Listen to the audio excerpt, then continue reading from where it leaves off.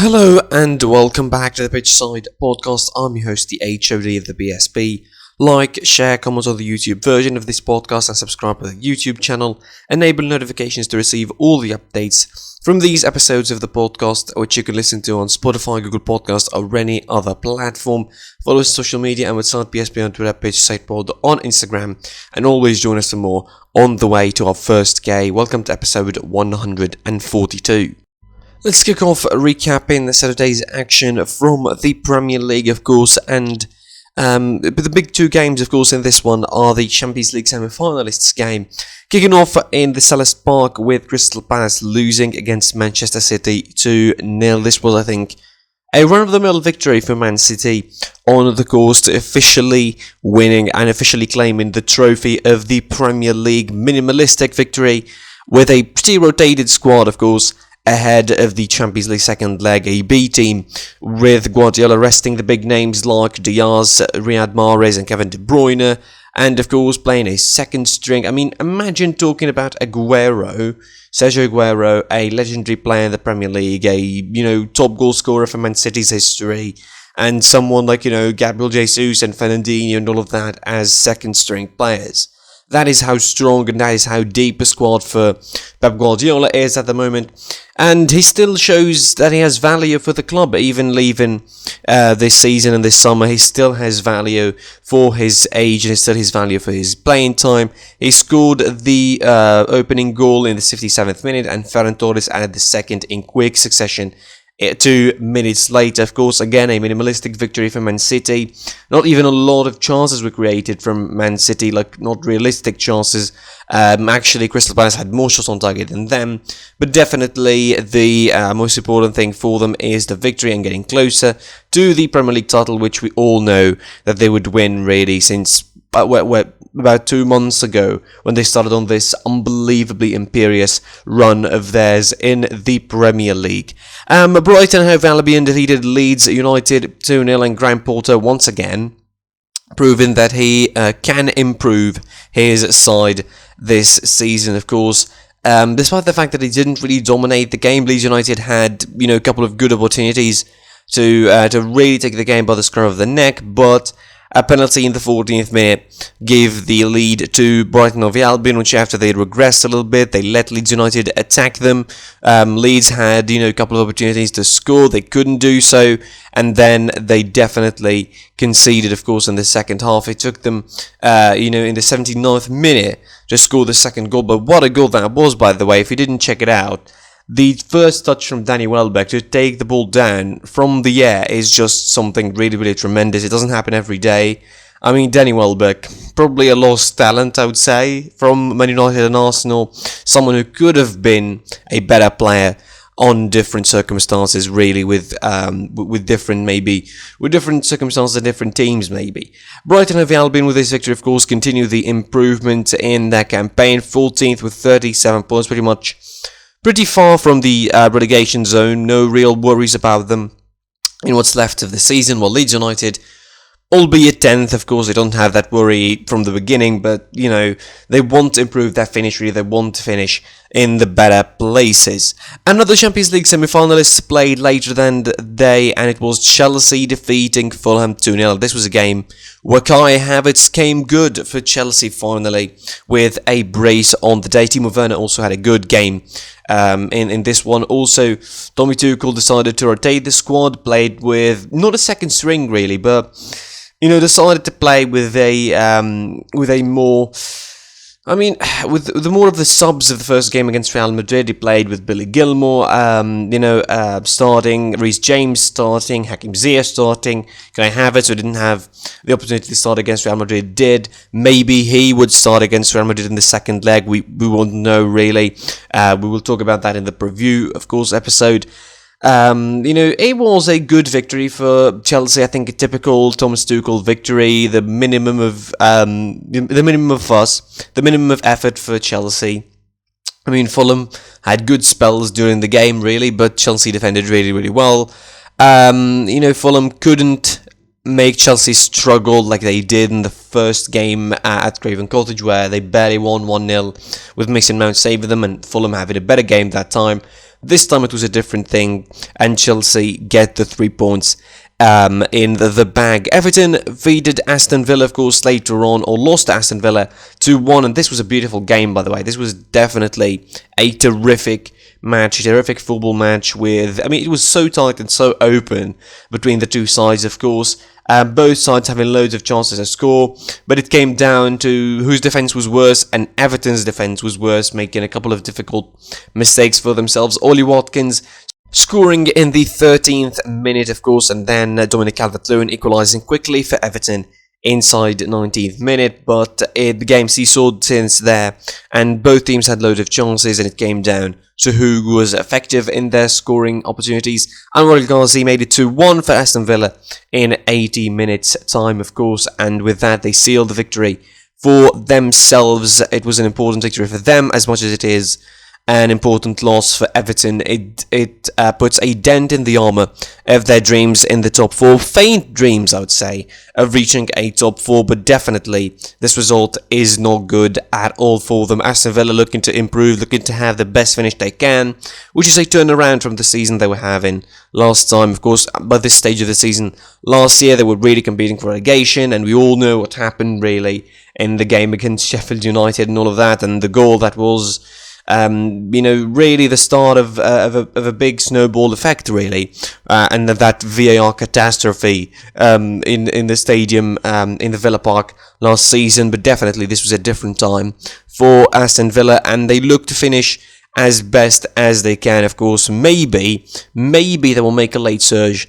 for a 5th spot, at the very least, depending, of course, on the results of the other clubs in the Premier League. The action still continues, surely, on Sunday. Certainly the big games are coming on Sunday, with Man United versus Liverpool being the biggest of them. But before that, there's Newcastle United versus Arsenal, Tottenham versus Sheffield United, and on Monday, West Bromwich Albion plays Wolverhampton, while Burnley plays West Ham United.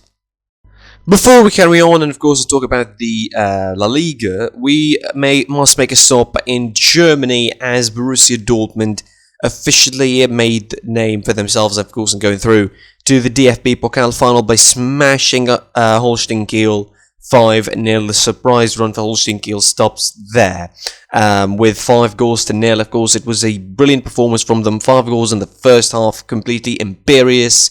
In the first half without Erling Haaland. No need for him, really. He was rested in the game. He was pretty unnecessary to play him, and they didn't need him. They took the opportunity and they did the job without him. Giovanni Reina scoring twice early on, and then Marco Reus making 3, Torgan Hazard and the 4th, and Jude Bellingham, the incredible English talent, making it 5 for Borussia Dortmund by the assist from another returnee in Jadon Sancho, and thus is going to be a big game booked for the final in the DFB-Pokal, with Borussia Dortmund facing Leipzig in the final. Of course, it's going to be a tremendous game. Definitely is going to be a tremendous game awaiting us in the final. Of course, it's going to be a chance for RB Leipzig to have their first trophy, of course. Hopefully, first piece of silverware. The match is going to be played on the 13th of May at the Olympiastadion in Berlin, and hopefully we see a great game that is apt with the name of the both clubs this season. Of course, Borussia Dortmund looking to improve their finish on the table and have a piece of silverware, while Leipzig, look to have a piece of silverware to really cement their place, I think, in the German football at the moment. Congratulations again for both Borussia Dortmund and RB Leipzig. After this short stop in Germany, let's get back now to the proper league course, and we talk about La Liga.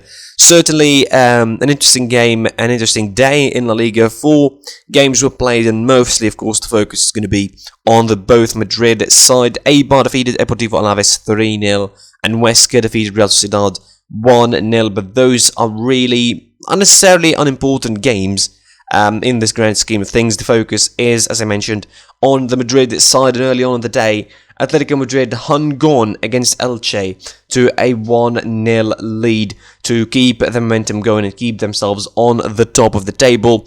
This was, I think, a game that could be realistically summing up Atletico Madrid's season. They struggled to get the game off. They had the chances, they had the opportunities to do so, but they couldn't. The second half was, I think, a little bit worse than they expected, with Elche, moving forward a little bit more and, pressing a little bit more. Again, this game sums up Atletico Madrid's season in a nutshell. They had the advantage, having the lead. They struggled to put the game away, and then they regress and hang on by the end of the game. And of course, the biggest event was Elche missing a penalty that, for all intents and purposes, should have been repeated, should have been retaken, because Oblak clearly, and I mean clearly, was off his line, and VAR should have looked at it and said, you know what, this penalty should be retaken.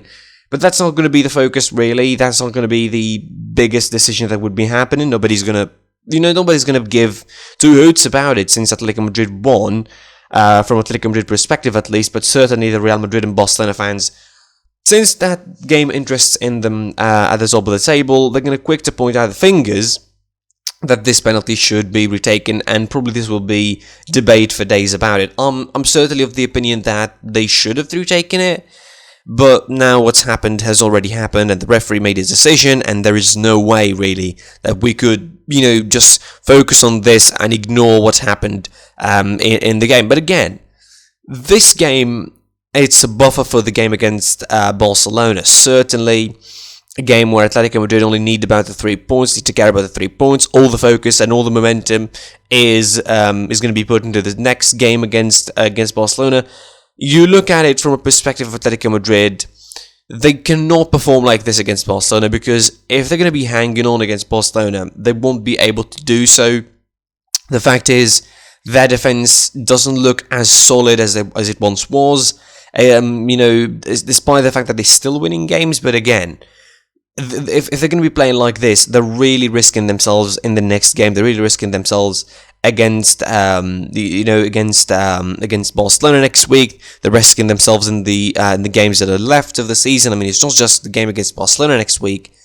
Still have a pretty good run to play, of course. A tricky game coming against Real Sociedad next after that, around 36, and then play Osasuna at home, and then they travel to Real Valladolid. Easy games on paper, but again, if you're going to be hanging on and playing the same way against all those sides, I don't think that Atletico Madrid, are going to be, in for a secure title win at the end. It's going to be pretty nervy by the end, and Atletico Madrid surely do not want that. Diego Simeone does not want more stress to his head, and doesn't want more problems added, really, to his, on his plate.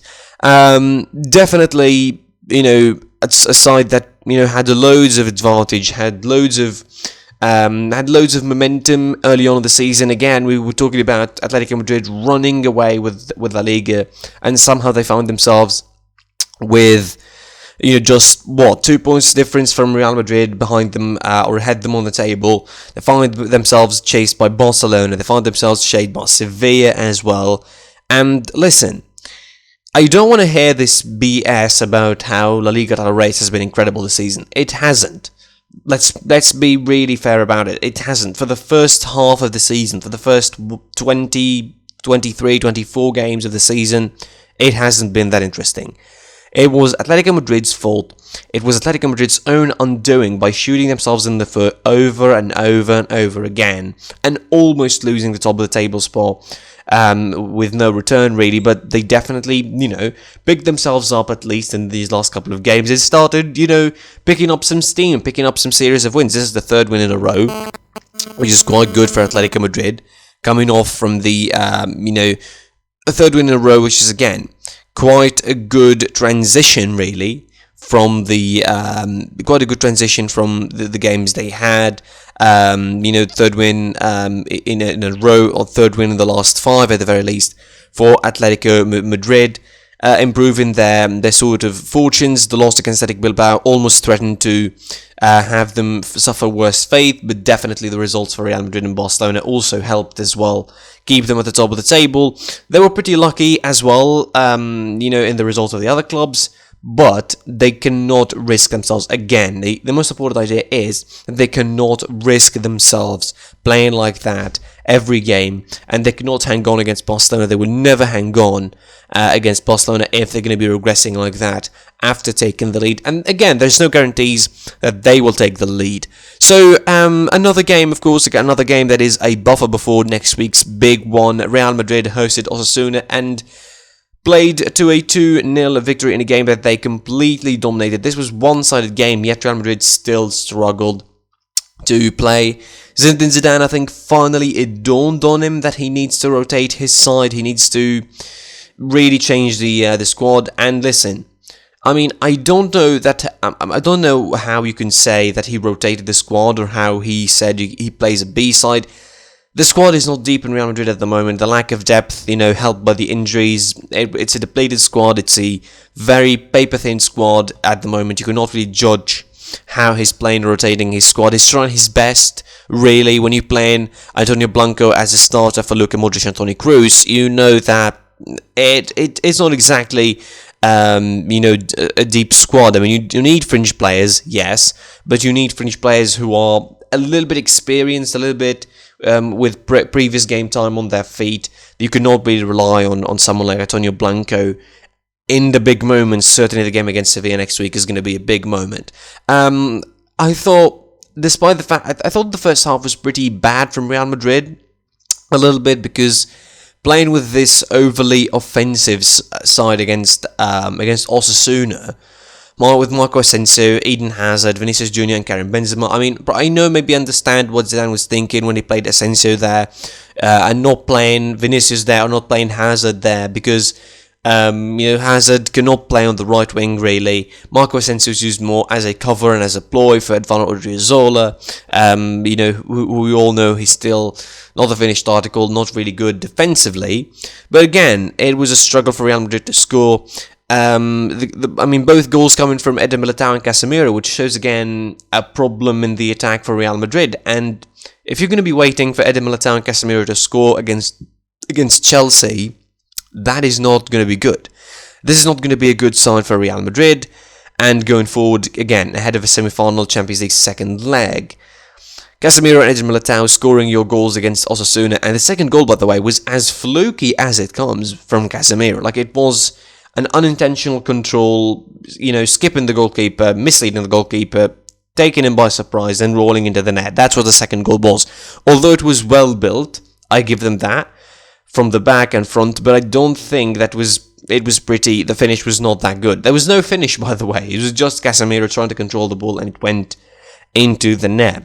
So if your goals are going to be like that against Chelsea, if you're going to be waiting for goals like that against Chelsea, I don't think you have a big chance of getting through to the semi-final. But definitely, let's keep it in the league context at the moment.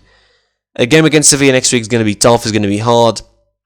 And again, if Barcelona win on Sunday and if Sevilla win on Monday, this is going to make the next round a sort of a fatal four-way WWE style, where the four sides are going to be facing each other, and whoever comes on top on both games are going to have sort of advantage heading into the last turn and the last three games of the season. Obviously, it's going to be a big one with Barcelona, Atletico Madrid and Real Madrid versus Sevilla.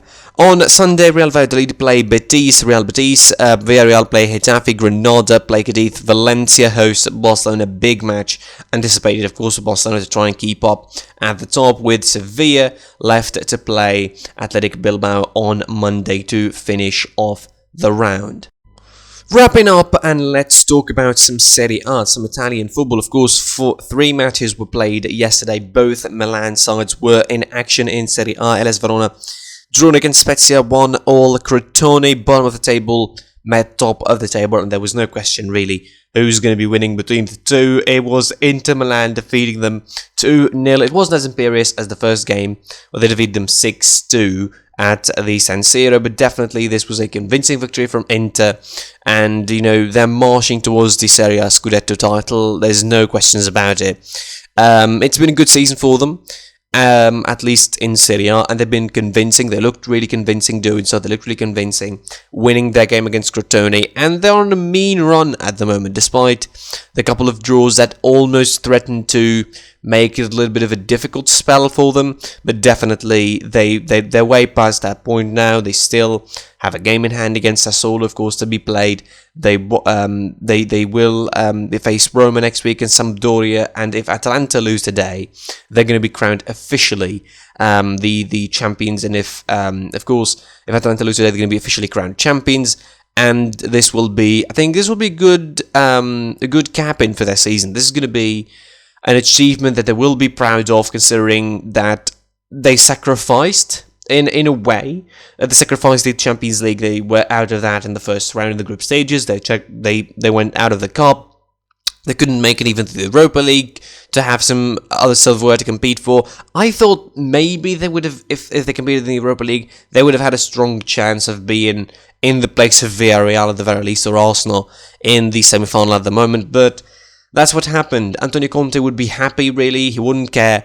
Since he's winning the league, it's really going to pay off. The squad has been fit, has been deep for the most part. They got past that scare of the early season where they had lots of COVID, lots of injuries. Definitely at the moment they look pretty good, pretty solid as a team, and they're really leading towards the Scudetto title, the first since 2010. That is quite a long drought for a side like Inter Milan, who once won the treble and, were really, really strong in the early 2000s, leading into the second decade of the 2000s. The second Milan side, of course, defeated Benevento 2-0, and they were as convincing, and they definitely needed the victory more. There's no questions about it. Out of the two Milan sides who were the worst leading into this game, definitely AC Milan were the worst, and they needed a victory after the couple of games they had where, they looked out of sorts against both Lazio and before that Sassuolo. It was a needless loss against Sassuolo, and it was an embarrassing one against Lazio. Now against Benevento, they had a chance to get on the front foot. And Benevento is an opponent that, caused them loads of problems, really, because in the first game, Benevento caused Milan to play the game with 10 men, really. It was a much harder victory than this one. Milan, this time around, they took the chances early. Hakan Çalhanoğlu scored in the 6th minute. Then, of course, they completely dominated the game until Theo Hernandez scored the second in the 60th minute. And they regressed a little bit.